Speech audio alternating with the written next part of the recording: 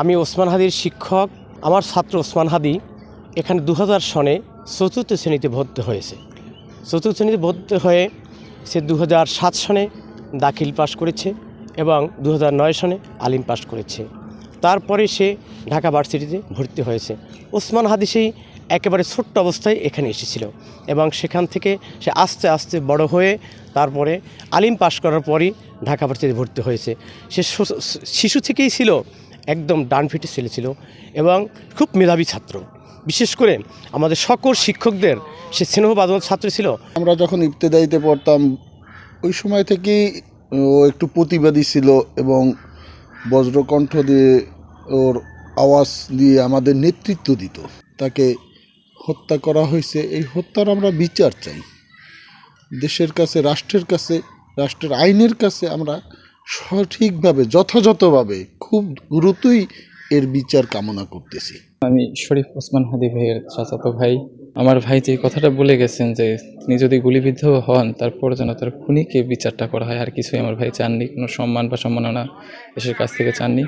আমরা বলতে চাই আমাদের পরিবারের কাছ থেকে যে আমার ভাইয়েরকে যেভাবেই স্মরণ করা যায়, আমরা যে যুবক সমাজ আছি আমরা যেন ভাইকে দেখে পরবর্তীতে আমরা যেন এই দেশকে ভালোবেসে এই দেশের সার্বভৌম রক্ষার্থে আমাদেরকে যেন করে তুলতে পারি, সেই জন্য ওসমান ভাইয়ের যা যা করা প্রয়োজন সরকার সেই ব্যবস্থা যেন করে। শরীফ ওসমান হাদি নলছিটি ইসলামিয়া সিনিয়র মাদ্রাসার ভাইস প্রিন্সিপাল মাওলানা আব্দুল হাদি সাহেবের ছোট ছেলে।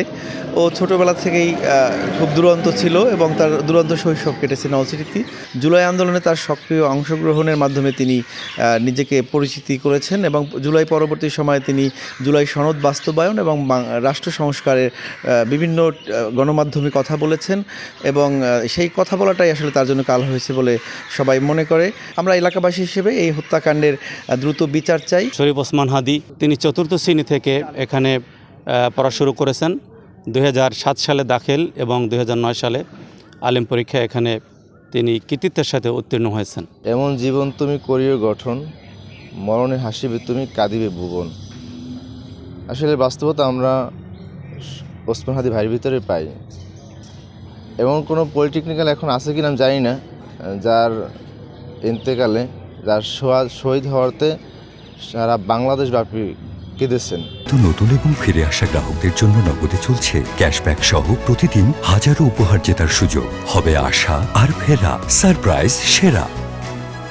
শরীফ ওসমান হাদি ভাই তিনি ঝালকাঠি এনএস কামেল মাদ্রাসার এক উজ্জ্বল নক্ষত্র।